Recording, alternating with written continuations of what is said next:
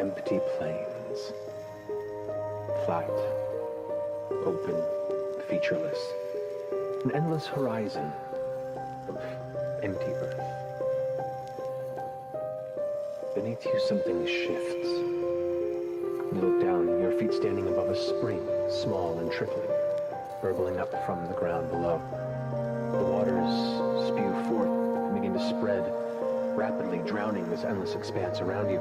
In shifting waves, the level of the water comes beyond your nose, and you struggle to try and swim with it, but find your feet anchored to the ground beneath you.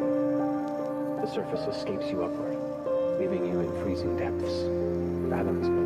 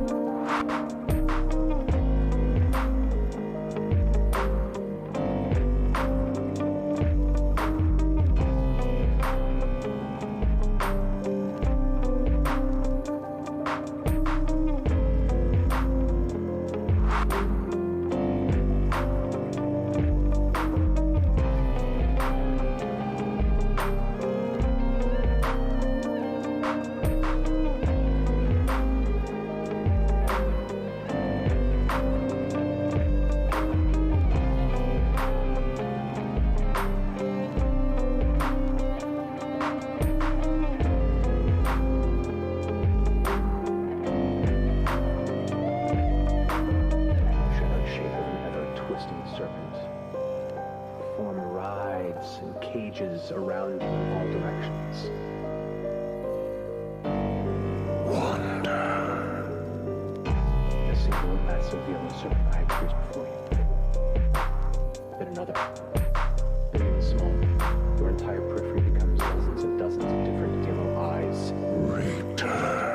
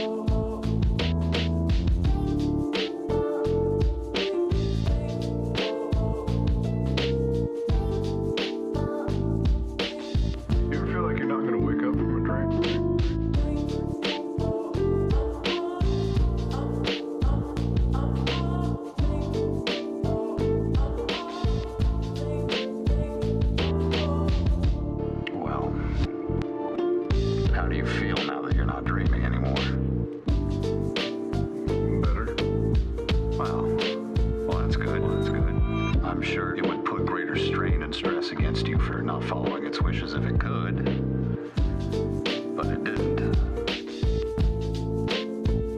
What if it can?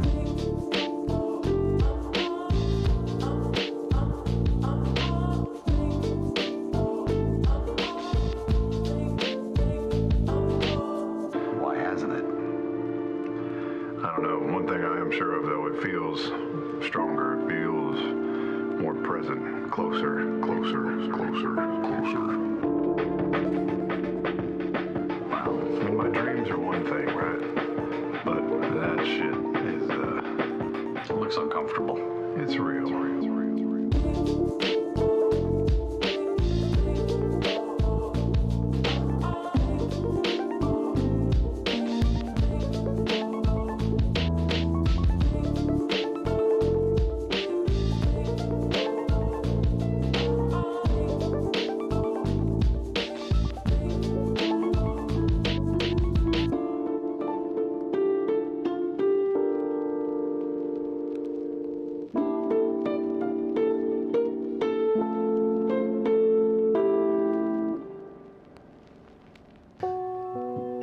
I'm proud of you for maintaining your sense of self through all this. It's difficult sometimes when one is pulled by things greater than ourselves. You said you commune with the mother. I do. Yeah. Do you, is it a two-way thing, or are you just putting yourself out there and seeing what comes back? Very much a two-way thing. I mean, there's no way. Nature isn't separate. We're part of it. We communicate with the world every day with every breath. Everything we do is our declaration of our love, adoration, or our denial of it. Do you think she cares about the affairs of something like this? Very much so. Okay. Hello. How are you? I hope that you're well. One more late night stream. And we're just gonna stay the fuck on target. 'Cause I can't keep doing this.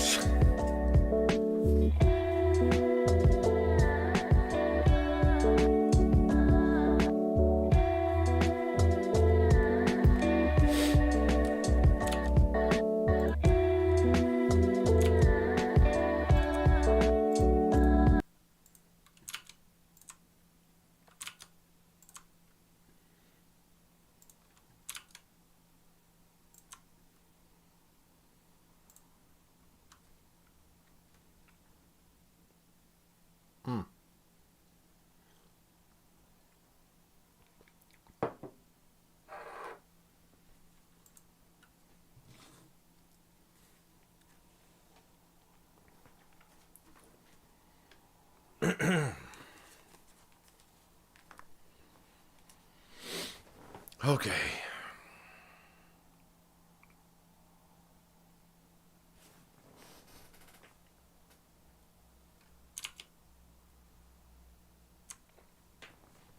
Hey, what's up, Ari? The authoring goes. I'm putting in 1 hour of work, and then I'm going the hell to bed. I'm so tired. Chapter 35. Why are you lagging, computer? Don't do that. Chapter 35. Ah.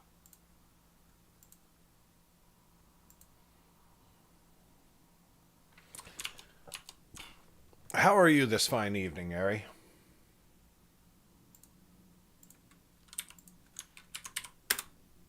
Chapter 35.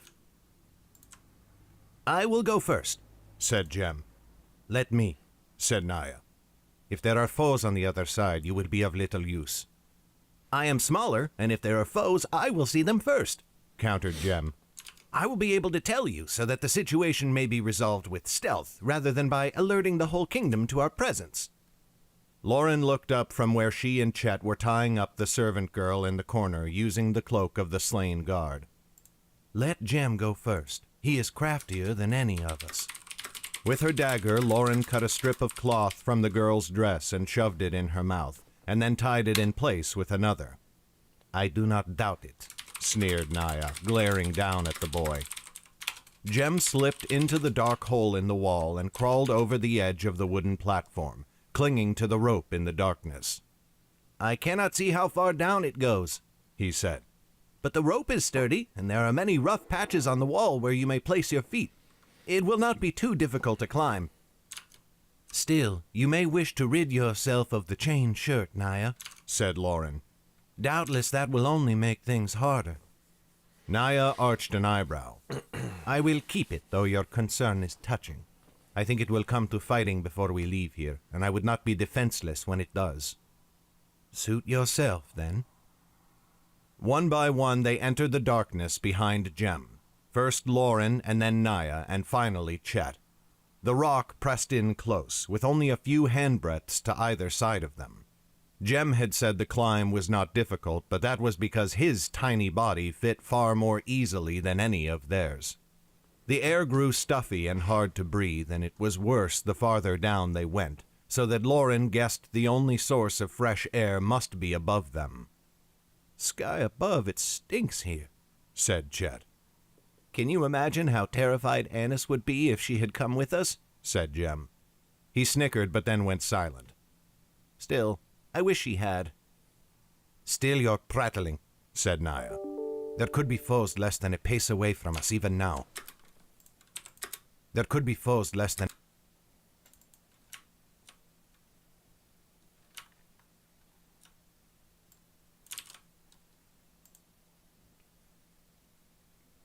There could be foes less than a pace away from us even now.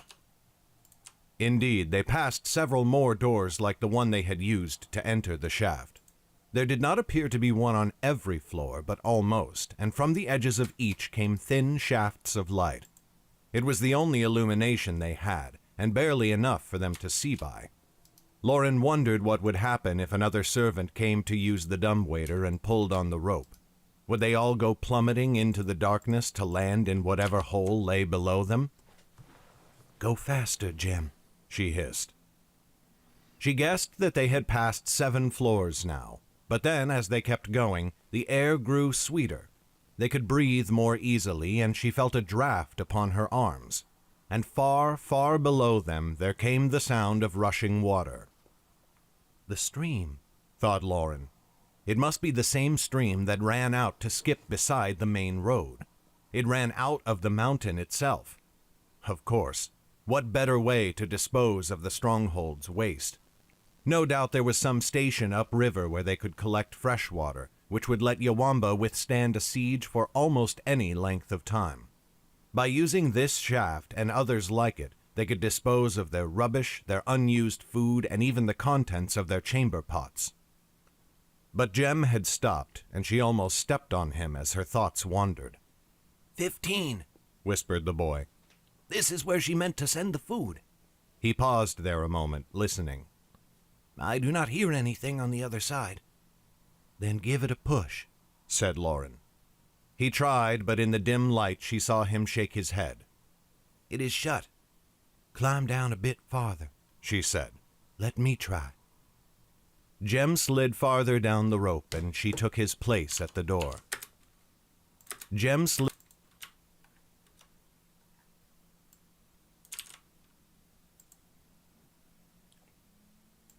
slid farther down the rope, and she took his place at the door. From her belt she drew her dagger and slipped it into the crack between the hatch and the wall. She probed up and down, searching for the latch. At last she found it and lifted it, and the hatch jerked open.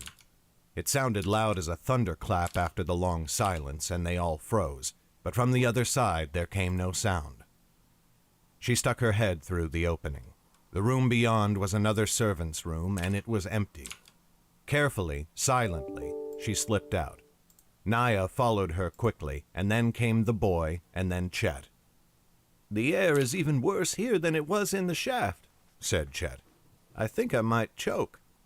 We can but hope, said Naya. Quickly she stole to the room's door and looked both ways down the hallway outside.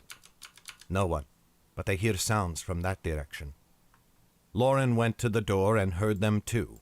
Voices, far enough to be only a low murmur, but still close enough to be heard. They were to the left, which was west, and deeper into the mountain. "It seems the right direction," she whispered. "Let us go, but be cautious." The hallway now was more natural rock than cut stone, and every surface was rough to the touch, so that they could not brush too hard against the walls without scraping their skin. It was harder to muffle their footfalls, and so they had to move even slower than they had before.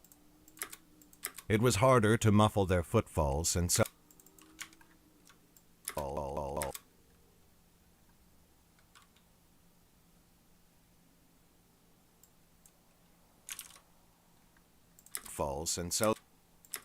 and so they had to move even slower.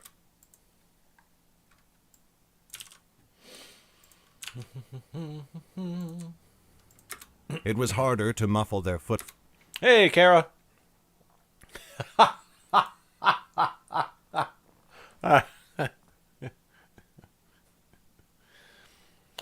Awkward but mildly entertaining rejoinder. It was harder to muffle their footfalls, and so they had to move even slower than they had before. There was a channel cut into the rock below them, and an iron grate was laid over it, flush with the floor. In the channel there flowed a thin stream of water, hardly enough to dip a hand in, though there was room for much more. Another strange feature of the stronghold, though Lauren had not even a guess as to its purpose. At last the hall turned and opened into a wide room beyond, with a domed ceiling carved in sweeping designs. Lauren caught a glimpse of horses and men cut into the stone, but her attention quickly went to the soldiers in the room instead. She and the others dove behind the edge of the room's doorway before they could be seen. There were not many soldiers, may up only 24, but that was far more than they had any hope of taking in a fight. There was a long row of tables against either wall, and there the soldiers sat, eating a meal. All of them wore shirts of chain and greaves of iron plate, and they all had helmets, though they had removed those to eat. Lauren took a second glance and cursed. The helmets were open-faced. Naya had spotted it too. "No disguises this time," she whispered. "What shall we do?" said Lauren. "Turn back?" said Chet. But even he did not sound hopeful that the idea would be accepted. "There," said Jem. "Look." He pointed to the floor.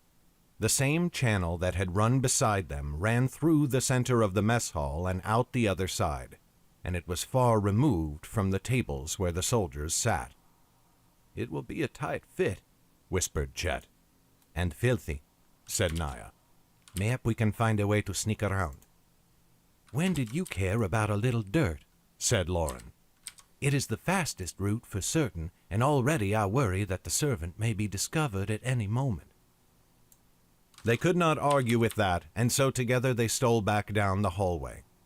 Once they were far enough away from the mess hall that they did not need to fear being heard, Lauren and Chet stooped together and lifted up a section of the iron grate.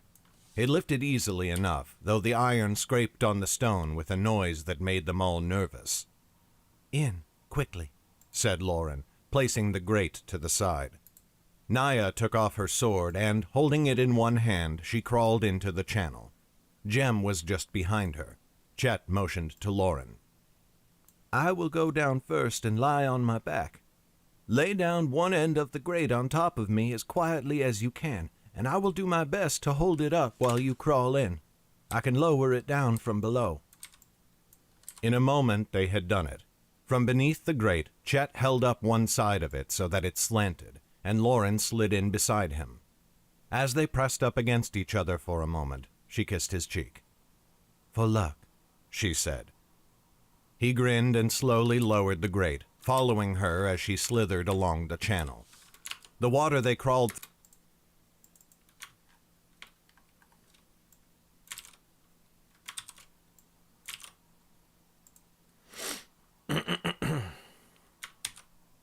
Oh, thanks, Kara. Ari, my torpid brain is doing okay, but I am exceptionally tired today, so I'm going to do my 1 hour, and then I'm caught up for the month, and then I'm going to bed, and then I just want to stay on target and gradually creep ahead. I thought about just going straight to bed tonight, but I was like, if I work for 1 hour, then I'm on target. You know what's funny, Kara? I don't listen to audiobooks either. I don't. I've listened to a few, but it has to be a really good audiobook to hold me. As she slithered along the channel. The water they crawled through was dirty, but it seemed an ordinary sort of dirt, from the earth and not from human waste. Lauren was grateful for that. She had half feared that the trough might be a secondary method of disposing of the chamber pots. "At least this gives some relief from the heat," whispered Chet behind her. Lauren realized that might be the channel's purpose, to somewhat cool the air here in the bowels of the fortress where it was so warm. But she looked back at Chet and put a finger to her lips, urging him to be silent. They came to the turn in the channel where it entered the mess hall. Naya paused for a moment and looked back to make sure they were with her. She placed 2 fingers to her lips for silence, and then crawled forwards again, much more slowly this time. Half a pace at a time, they made their way through the room. Above them and to either side of them, the chatter of the soldiers seemed like a shouting throng, and they flinched at every raised voice and sudden laugh. Listen, I don't know what was happening to my voice this day, but I kind of really fucking like it. I mean, I don't know how well it's coming out over stream, but like, if my voice sounded like this all the time, I'd be a very happy person. Lauren's nerves nearly failed her every time she had to put one of her hands or her knees back down in the water, for she feared to make even the smallest splash. She looked up again, trying to guess how far they had gone. She might have been halfway through the room or only 2 body lengths in. She could not be sure, and her view was blocked to the front by Naya and Jem, and to the rear by Chet. Then a soldier crossed the room and stepped loudly on the grate just over Naya's head. Startled, the mystic dropped her sword in the water with a splash. Lauren looked up through the grate as they all went perfectly still. You know, a lot of people do that these days, Ari. I've heard more and more people talk about doing that, where they listen to the audiobook while reading the book. She counted the thudding of her heartbeats. 1, 2, 3, 4, 5. No one came into view. The sound of talking all around them did not pause for so much as a moment.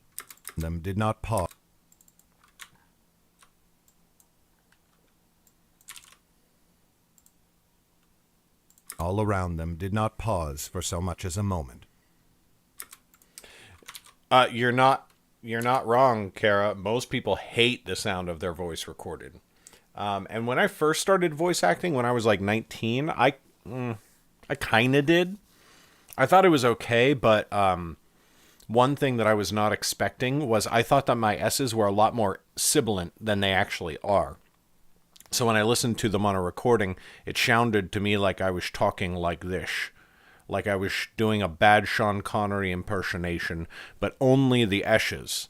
So I wasn't doing any Scottish accent at all, but that my S's all sounded like this. And then after years and years of working as a voice actor and then now doing my audiobooks, I've just realized that like my S's aren't as sibilant as some other people's, but like I've grown used to it. And other than that, I do actually like my voice, which is extremely unusual. I hear most people I've ever talked to in my life are like, I hate my voice. A long, shuddering sigh escaped Lauren, though she fought to keep it silent. Naya looked back over her shoulder and grimaced. They went a little faster, no longer worried about the small sloshing sounds that came from their progress. Soon they had crossed to the other side of the room, and then the channel took a turn down another hall. Still Naya pressed on, until they were well away from the mess hall. Then the mystic woman flipped over and lifted the grate above herself, setting it gently on the stone to the side. She climbed from the channel and stole into the first room in the hall. Jem hopped out after her, but he waited for Lauren and Chet to emerge and replace the iron grate before the three of them followed Naya into the room. It was an office of some sort. There was a large ledger on the desk in the corner, though it was closed, and the opposite wall held shelves of scrolls. Thankfully, the room was unoccupied, at least for the moment. "This looks more like the sort of place we seek," said Naya. "Yet Damaris is not here either," said Lauren. "Let us move on, and quickly, for now I expect the place will be well populated." They began to steal from room to room, pausing at each one to ensure there was no one around to see them dashing by. Only when a hall was lined by doors that were all closed did they dare to run, and even then they did it as was lined. Ooh, that's one of the bigger clicks I've ever seen in my life.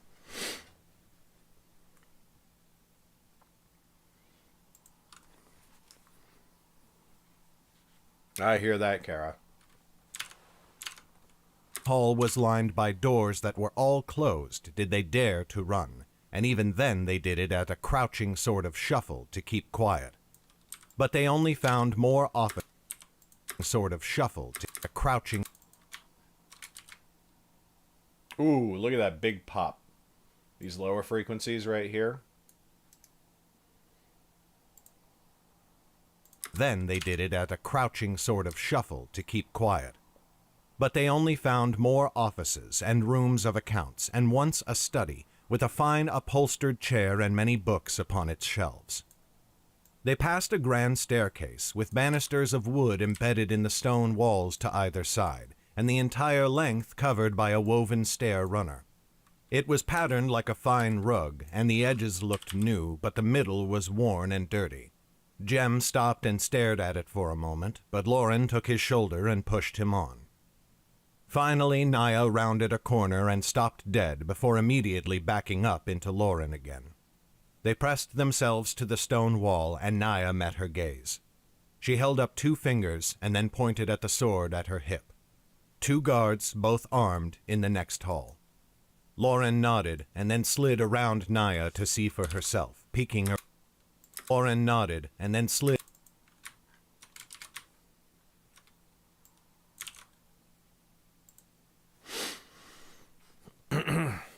So at this stage, most of the editing has already been done by Jim Wilborn, the actual editor. I'm catching one thing that Jim with his method doesn't catch as much is tongue clicks, which for me happen particularly on SL words. So sleep, slip, all that sort of stuff. When that happens, my tongue tends to click. And then the other thing is pops, big pops when I hit a P or a B or really anything where my voice percusses at the microphone. We'll do a pop, which is pretty distracting. And that's really all I'm doing, is catching some of those. Jim gets some of them, and I clean up the rest. Lauren nodded and then slid around Naya to see for herself, peeking around the corner. They stood together on the left side of the hallway, hands on the grips of their weapons, staring straight ahead at the opposite wall. I've honestly wished many times in my life that I had more of like a tenor voice, because I love singing, but like so many of my favorite songs are way out of my range.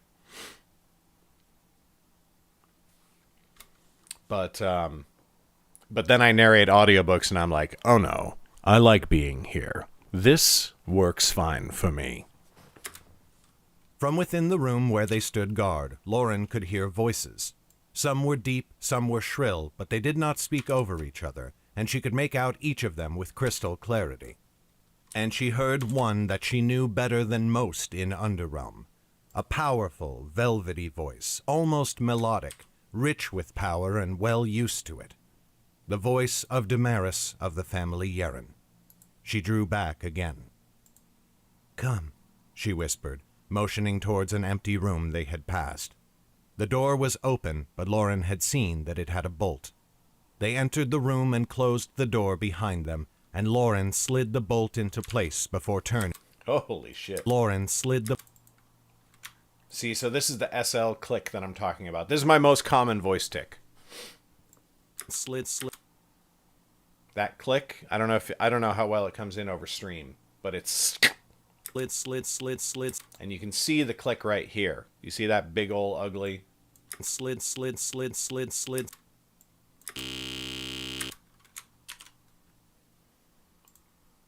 and then Audition just bloop plucks it right out.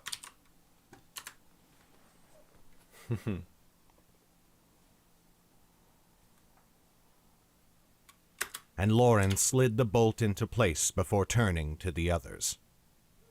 "We have found her," she said. "Damaris is in that room. Now we must figure out how to remove her from this fortress, even if we must drag her screaming the whole way."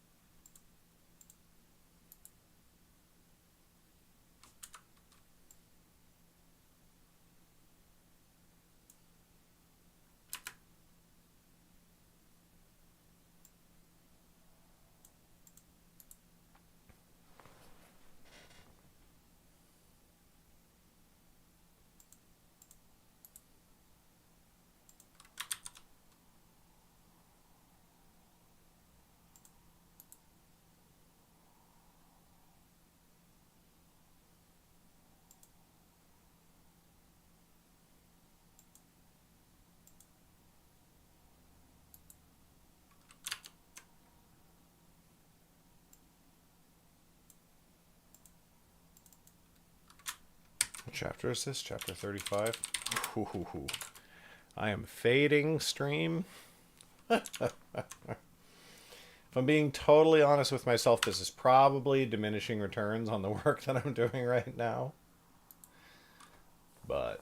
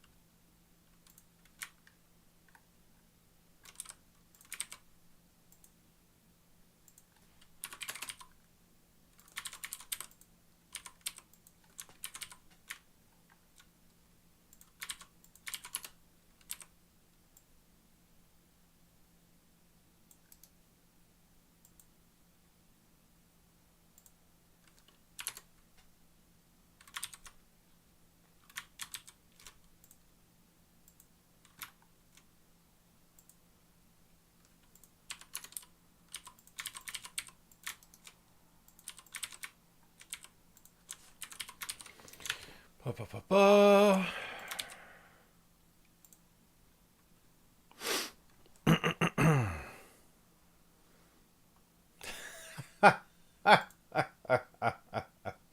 Sounds like you should be writing.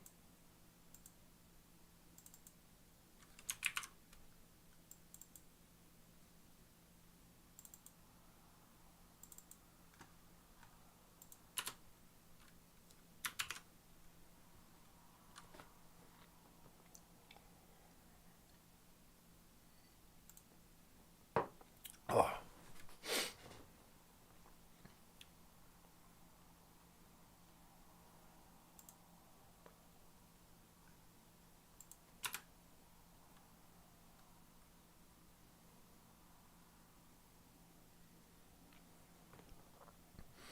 Hey, what's up, Northwest Country Girl 17? Hello. Good evening to you.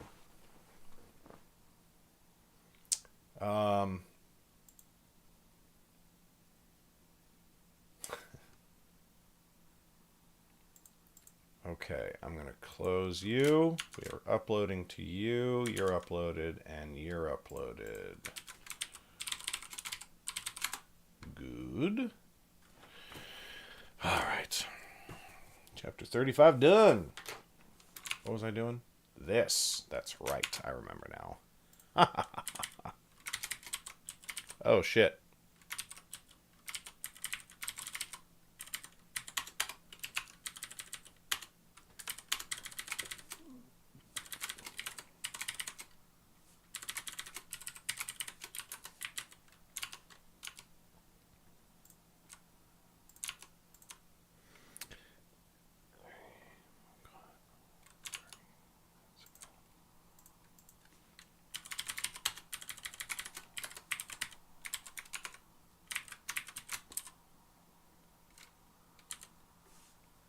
Not you. You. Yes.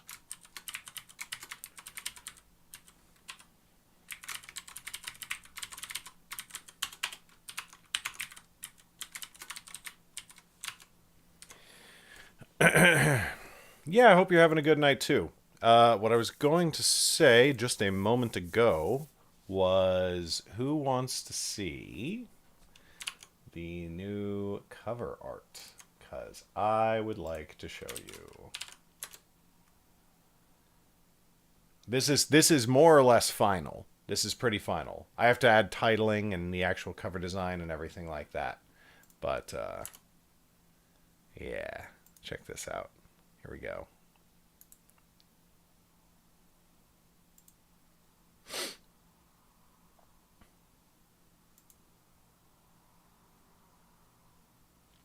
There she be.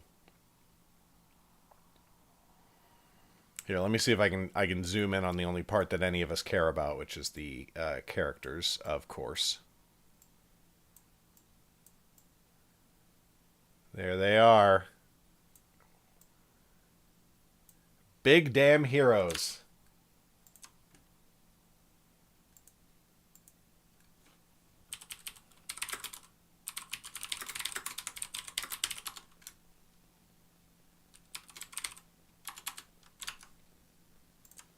All right. Let's get rolling here on chapter 36.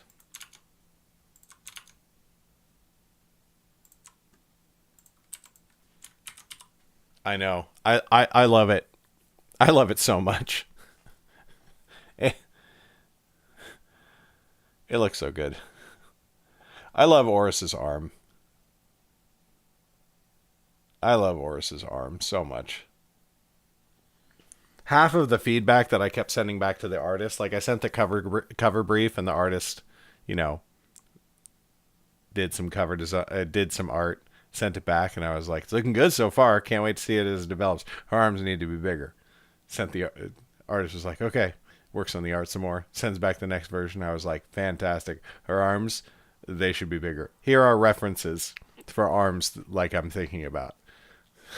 Artist does some more art, sends it back. I was like, boy, it's coming along really fantastic. You are so skilled. This is amazing. Her arms, they need to be bigger.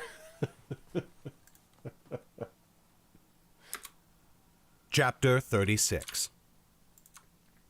I feel as though we have traveled across a kingdom to find a door, but no one told us the door would be locked and bolted and protected by magic. To find a door, but That is quite an interesting click. Where is that happening? Is it this? Is that the click? to find a door, but Nope.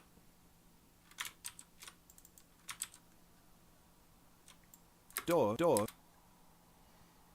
Where are you, click? Okay, it's in here. Aha! I see you. Sorry, I should probably hide the cover at this point because I'm actually working. Door. There we go.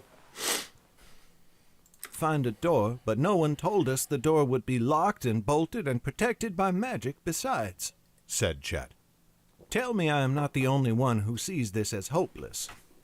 Keep your voice down, said Naya. And take heart, chirped Jem. I have always seen this entire affair as hopeless. Chet glared at him. That is not comforting. He wiped one sleeve against his forehead. I might not mind it if it were not so hot down here. Lauren ignored them. We must subdue the guards before we can capture Damaris. I think the two in the hall will not be much of a problem, but if I know Damaris, there will be other guards within her council room. And I heard other voices within besides, voices I do not recognize. Also, though I did not hear him, Gregor will be here. Even saying the man's name sent fear coursing through her very soul. Jem's cheerful smile vanished in an instant. He, too, had met the giant bodyguard. But Naya sliced her hand through the air as though banishing Lauren's warnings. Darkness, take the guards. We can rush the room and take the ones at the door. I trust that you three can subdue one while I kill the other, and slay whoever we find inside as well. You do not know Gregor. He is a beast in human form, said Lauren. Naya spat, sending a thick gob of saliva to splash on the open pages of a book on the desk beside her. Say what you wish of him, but I will gut him regardless. Lauren only shook her head. Chet spoke up. But that is not all we must do, he said. Once we have Damaris, how do you mean to get her out of the fortress? She will not cooperate just because you have her in hand, and we are 15 floors below our only means of escape. They all went quiet at that, but in a moment Jem looked up with a bright smile. The shaft! The same one we came down in. Why do we not use the platform to bring her up, like a tray of food? A slow smile overcame Lauren, and she nodded. That could work, and I will admit that the idea of escorting her out of here in such an undignified manner amuses me no end. Yet the way to that shaft is back through the mess hall. It cannot be the only one, not in a place this large. It cannot be the... Quite some mouth noise in there.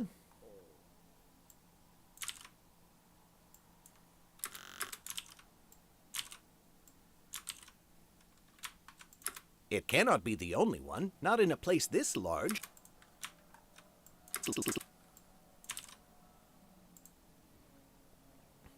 It cannot be the only one, not in a place this large, said Jem. We have come through many passages on our way here. I am certain I can find another. Go then and search, said Lauren. Only be careful and do not let yourself come to harm.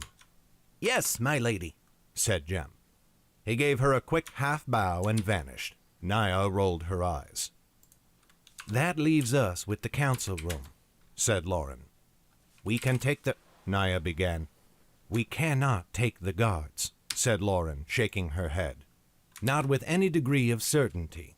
You are a powerful warrior, Naya, I will not deny that, but I will not hinge all of our success upon your skill with the blade. Unless you have a better suggestion, you have little choice, said Naya, folding her arms. The room fell to silence, for of course Lauren had no answer. Chet shook his head and tugged at the collar of his tunic. darkness take this place, he muttered. The air is so thick. At his words, an idea came to Lauren in a flash. Fire, she said. We can build a fire out of wood, cloth, and parchment so that it fills the hall with smoke. The smoke will drive them out of the council room and make it hard to see besides. In the confusion, we can snatch Damaris right out of the hands of her guards. Naya frowned, but Lauren could almost see the idea taking root in the mystic's mind. Mayhap, but they will move fast once they smell the smoke, and could slip past us before we can act. We should block their first means of escape. The stairwell we passed, said Lauren. The rug was new, but its fibers have already been worn down. It sees much use. That is the route they use to come and go from this floor. We must block the stairwell then, and we should do the same for the hallway at its feet, said Naya. The hallway at its feet, said Naya. That way the guards in the mess hall will not be able to come and help their lady. But if we fill it with furniture, we will be spotted before we can set the flame, said Chet. Lauren thought hard. The floor above. If there are not so many of them up there. Naya straightened. Why wonder? Let us go and see. They slipped out and went back the way they had come, quickly reaching the stairwell. They stole up it and looked down the hallway in both directions. At once Lauren thought she must be right in her guess, for only every other torch was lit, and they saw no one in any direction. A quick search of the rooms confirmed it. This floor was used little, if at all, though it still had furniture aplenty for their purpose. We will build a small mountain of chairs and tables at the top of the stairs, said Lauren. When we are ready to begin, Chet, you and Jem shall send the furniture crashing down. We will return to the room where we just were. Damaris and her guards will pass that way, but they will find the hall blocked. By the time they return in our direction, the smoke should be too thick to see. That is when Naya and I will snatch her away and take her down the hall in the other direction. We will take the first stairway up that we can find. You will meet... Take the first stairway up.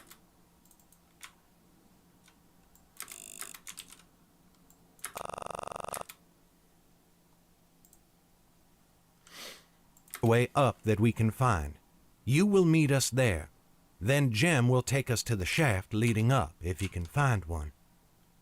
Jem burst around the corner just then, bouncing on the balls of his feet. He can, he said. I found it only a short distance away. I poked my head inside just to be sure. It does not have a door for the level Damaris is on, which is why they did not use it to send her food. Good work, said Lauren. Despite the gravity of their situation, her mouth split in a grin. We have our plan, then. As far as schemes go, it seems less than simple, grumbled Naya. Simple schemes are more easily countered, said Chet. Elaborate ones have more chances to fail. Lauren stifled a laugh and clapped one hand each on their shoulders. Enough. This plan will work. I can feel it. Ready yourselves, for now we snare a merchant.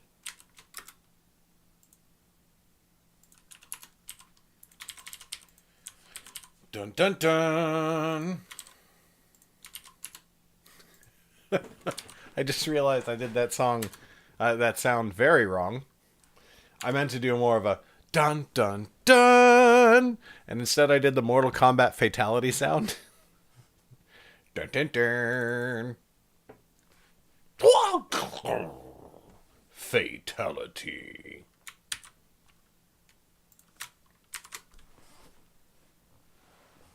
Finish him.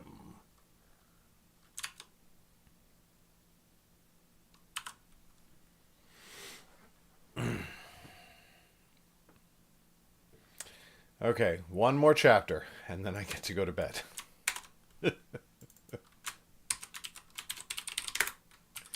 Chapter 36 done.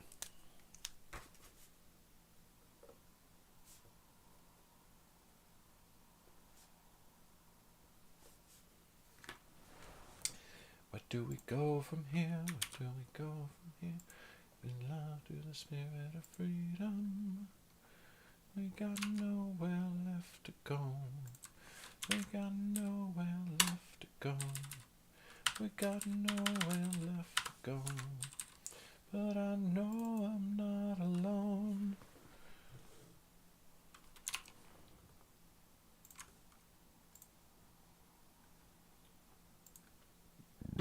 Excuse me. My God, man. Get a hold of yourself.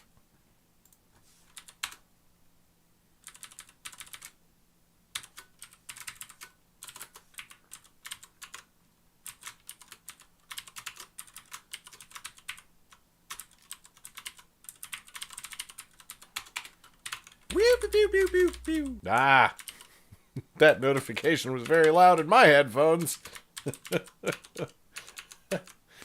Thank you for the follow, Northwest Country Girl. Happy to have you. Woo, pew, pew, pew, pew, pew. I'm proud of my notification sounds. Hopefully you get to be here one day for a subscription. That one's very good as well.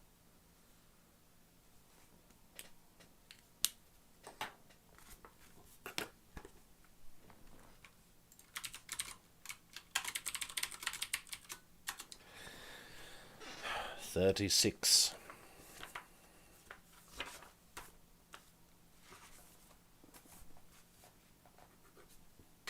Oh my God.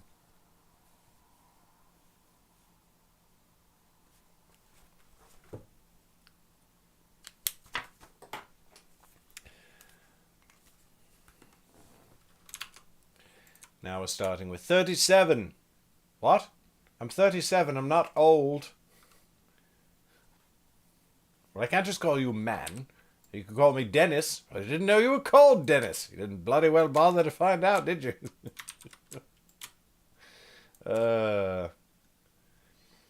If you know that movie, you get a high five.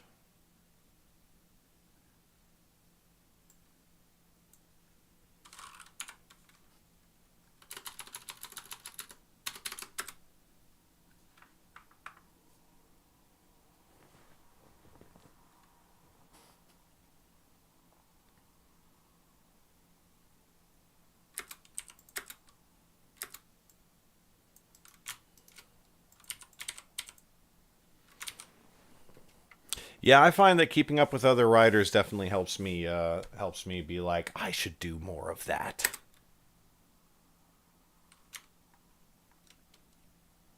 So I hope it does the same for you.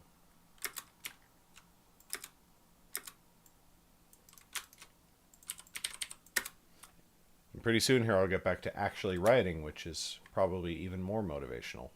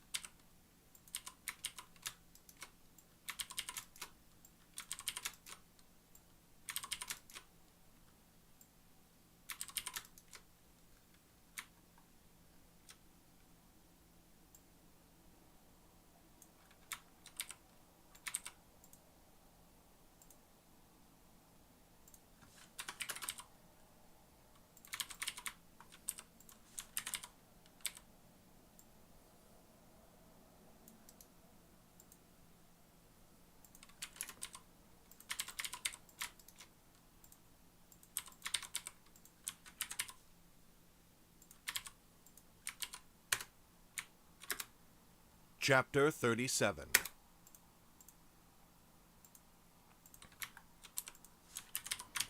All right, before I go any farther, I'm going to grab myself another beer. Be right back.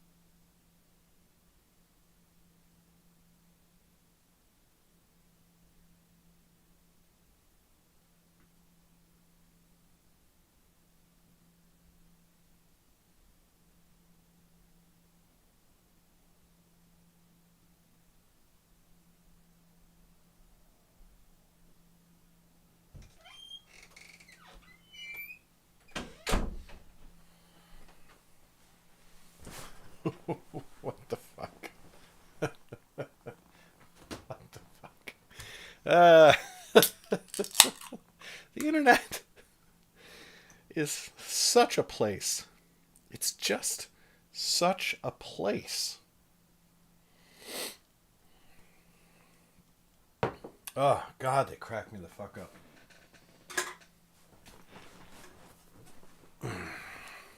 They being the internet in general. Oh my gosh, do you realize that if we get 3 more followers, we're doing a hardcover giveaway? Hard to believe. Hardcover to believe.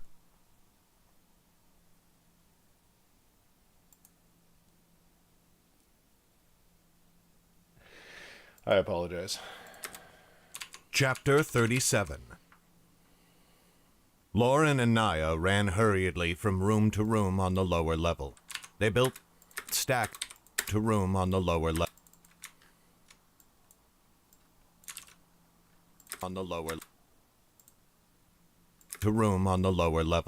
They built stacks of books and drapes beneath tables in half a dozen offices. At any moment, Lauren feared a guard would come wandering down the hallway and the plan would be foiled. But soon they had their little pyres built, and Lauren ran quickly to the stairwell. On the floor above, she found Chet waiting for her. Beside him was a huge pile of chairs and couches, all of them stacked atop a pair of tables at the head of the stairs. "Are you ready?" she asked breathlessly. "Yes," he said. Then he seized her shirt and drew her in to kiss her. "Be safe." "And you." She kissed him back. "Ahem," said Jem. He did not clear his throat so much as he simply said the word aloud. I know I'm very tired. And I know I wrote it. But I love that fucking joke.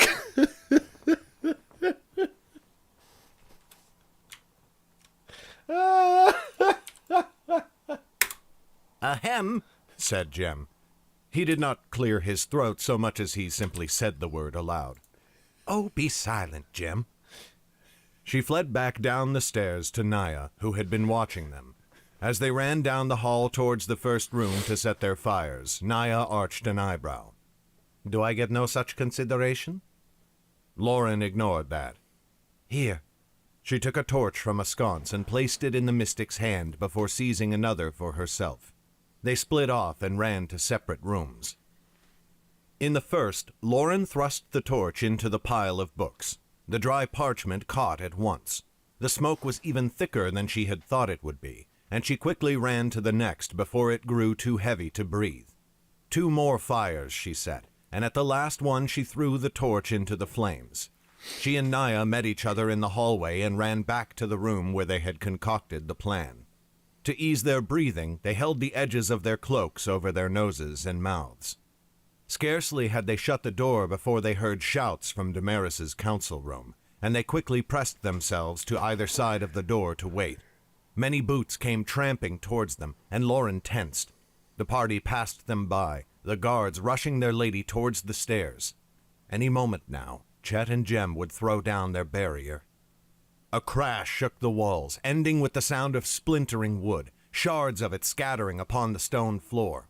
A renewed cry sprang up from the guards, and the sound of running came back towards Lauren. "Now!" she cried, and she and Naya threw their shoulders into the door. It flew outwards like a battering ram, and she felt it strike bodies. 3 guards were bowled to the floor, 2 of them unconscious and the 3rd stunned. Lauren blinked against the smoke that flooded her vision, trying to see the figures ahead of her. She spotted one in a dark green dress, pressing a green handkerchief to her mouth.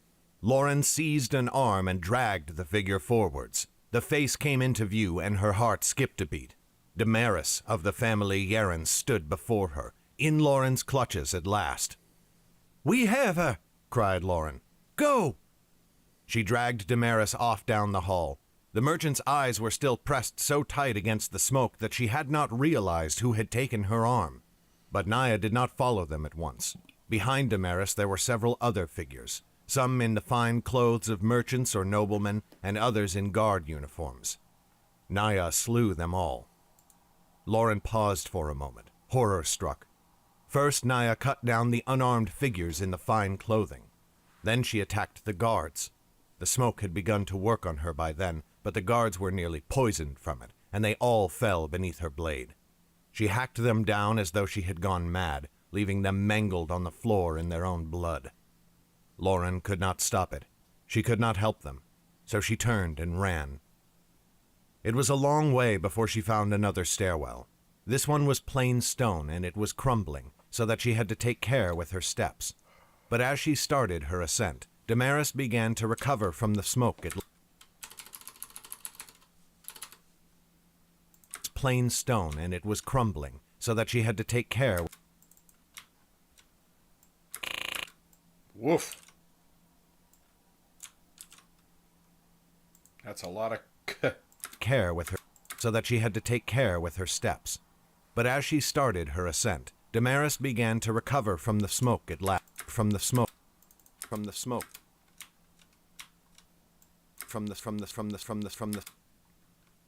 There you are. Hello, mouth From click. the smoke at last. She swiped desperately at her eyes with the sleeve of her dress. Her eyes focused on Lauren's face. Damaris recoiled, trying to snatch her hand away. "You!" she cried. "Guards! Guards, darkness, take—" Lauren wrenched Damaris's arm around and behind her back, and with her other hand she covered Damaris's mouth, taking care that the merchant could not bite her. "Be silent, Damaris. You know that I will not kill you, but I can make your path out of this place more painful than it has to be." She shoved the merchant up the stairs, and Damaris had to walk or fall flat on her face. Whenever she tried to break free, Lauren wrenched on her arm again, until the woman cried out beneath her hand. But all the while, Lauren looked fearfully back over her shoulder as they went. Suddenly, the thought of Naya coming up behind her was terrifying, for she did not know what strange warlust had seized the mystic. It reminded her of when Mag had fought the Shades in Northwood. She had entered some sort of battle trance and become something inhuman. Only that had been a cold and dead-eyed fury, and Naya's seemed born of pure rage and hatred. It frightened Lauren to her core, and she only wished to get as far away from it as possible. At the top of the stairs, she headed back towards where Jem had shown them the shaft leading up. The smoke had begun to rise to this level, but it was nowhere near as bad, and she found the place easily enough. But when she found the room, only Jem was there. Lauren looked behind him and then inside the... Lauren looked behind... Lauren, look. Lauren.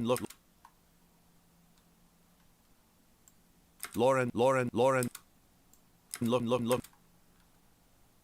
Where are you? Is it you? Lauren looked behind. Nope. Lauren looked behind. Well, we're gonna have to live with that one. Lauren looked behind him and then inside the room, but Chet was nowhere to be seen. Jem, she said, panic seizing her limbs. Where is Chet? Some guards spotted us just after we threw down the furniture, said Jem. The boy panted heavily, as though he had just run a great sprint. We split up and said we would meet here. He has not returned yet. Lauren spun, dragging Damaris with her as the merchant cried. Lauren spun, bun.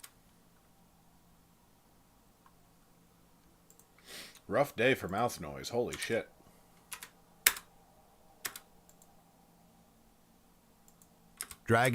Lauren spun, dragging Damaris with her as the merchant cried out in protest. She looked both directions down the hallway and then ran to the next intersection to look there. Chet was nowhere in sight. She did not know what to do. She had been willing to leave Naya behind, at least while the woman was in her bloodlust. If worst came to worst, Naya could find the shaft and escape on her own. But Chet, how could she go on without him? You cannot, came the answer in her mind. Damaris took advantage of her distraction and opened her mouth to bite down on Lauren's forefinger, but Lauren felt the motion at the last moment and dragged her hand away. The merchant's teeth cut into her skin, but not the flesh. She seized the back of Damaris's hair and slammed the merchant's whole body into the wall, screaming with rage. Still yourself, you noxious... Still yourself. Oof. Still yourself, you... Still yourself, you... Still yourself, you noxious witch, she cried. With another great heave, she crushed the merchant into the stone again. I swear by the moons that I will end you. Damaris only laughed. We both know that that is a lie, Nightblade. Tales of you fly all across the land, of the mercy of your hand, and I know you still better than those stories. Jem, find rope, said Lauren, or cord or anything to bind her with. The more painful, the better. The boy ran off to obey her. Lauren shoved Damaris into the room with the hatch and then drew her dagger. She hacked a long strip from the back of Damaris's dress, heedless of the large hole it made there. Her knife slipped for a moment and drew a thin line of blood from Damaris's shoulder blade, and the woman hissed with pain. My apologies, my lady, said Lauren. Mayhap if you struggled less, that would not have happened. She balled up most of the cloth and shoved it into Damaris's mouth, tying it in place with the rest. Damaris grunted as Lauren pulled the knot as tight as she could.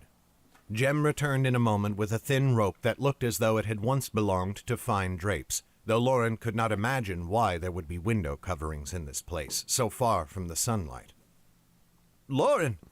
She whirled. Chet stood there in the doorway. His clothes were so scorched that she hardly recognized them, and he was covered in soot, but his skin was unmarked by blade or burn. Lauren's eyes filled with tears in an instant. Chet, she said. Thank the sky. I thought you were lost. I meant to go and find you. That is all right. I'm here. He went to her and put a hand on her arm. You have Damaris. I can scarcely believe it. It worked, said Lauren. Now come, quickly, and help me get her into the shaft. Jem already had the thing open, and was hauling on the rope to lower the wooden platform so that they could put Damaris onto it. Of course, mumbled Chet. Only, forgive me, the smoke. His eyes wandered, taking her in, and then looking to the door of the room. He seemed dazed, half senseless. She looked at him with concern. Are you all right? What is wrong? Are you hurt? But before he could answer her, Lauren heard footsteps from the hall. They all froze, even Damaris, and Lauren watched the doorway with wide and fearful eyes. The footsteps stopped just out of sight.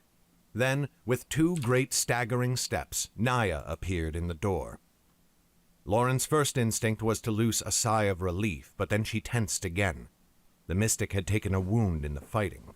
It looked to be a stab wound from a knife, but it was high on her shoulder and did not seem fatal. That was not what gave Lauren pause. It was the look in Naya's eye, still furious, still filled with a lust for blood and death. Lauren felt that she must do something, but she did not know what. "Naya," said Chet, "you are here too. What a relief." It did not seem that he saw any sign of the woman's dangerous mood. "You," growled Naya. She staggered into the room, and Lauren saw that the stab wound was not her only injury. Her left arm was badly burned near the shoulder. "You." The sword fell from her hand, and relief washed through Lauren. But then Naya strode into the room and seized Chet by the front of his shirt. Before anyone could react, the mystic drew her dagger and slit Chet's throat.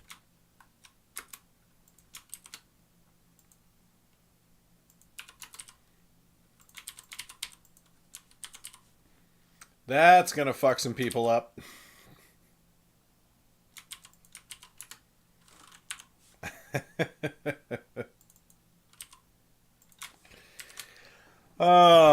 I love my twists. Chapter 37 done. Gonna export this and then I'm gonna end off for the night. Gonna throw a raid over to Nagasaki. Hey, we're close on this one. We've only got a couple hours left, if you can believe that.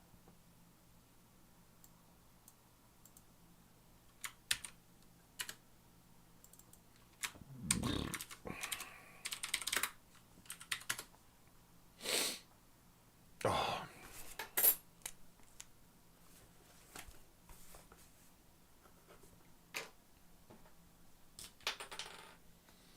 I don't think I'll finish this tomorrow morning, but I might. If I can actually get up at 5 and get on stream by 5:30 or 6, we might finish this fucker tomorrow.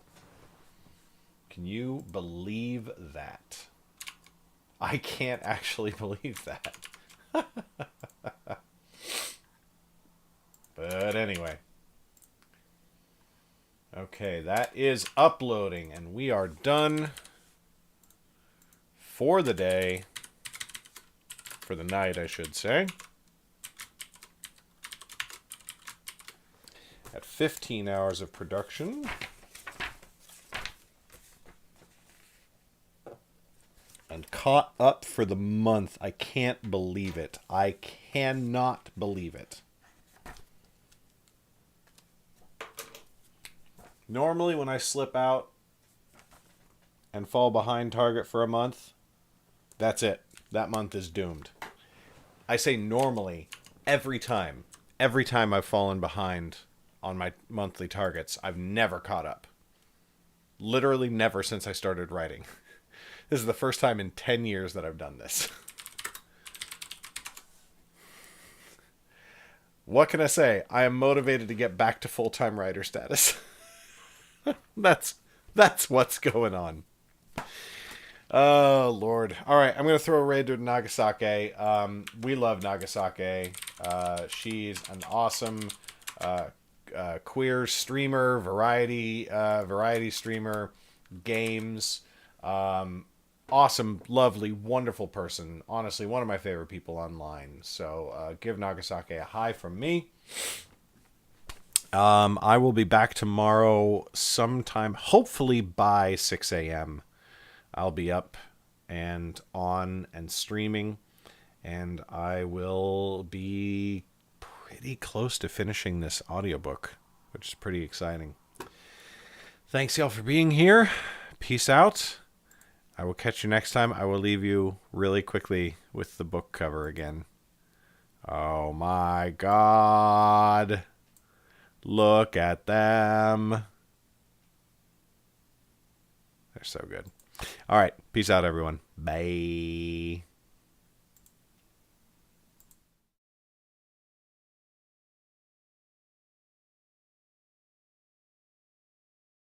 so you will need to act fast. Retrieve the burial stones.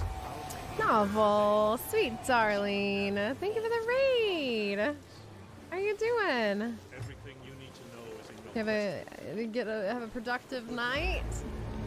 What? Meow! Meow makes. It's pirate time. It was earlier too, but my internet pooped out. I think I figured out what the problem was. Thank you so much for the 10-month resub, Mew. Love your face. Thank you. Novel, what'd you do today? Hello. Deku, hello.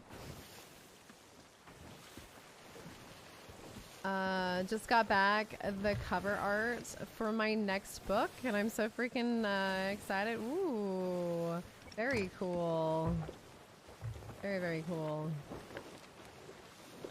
Raccoon's Fall. 2 hours away from finishing. That's awesome.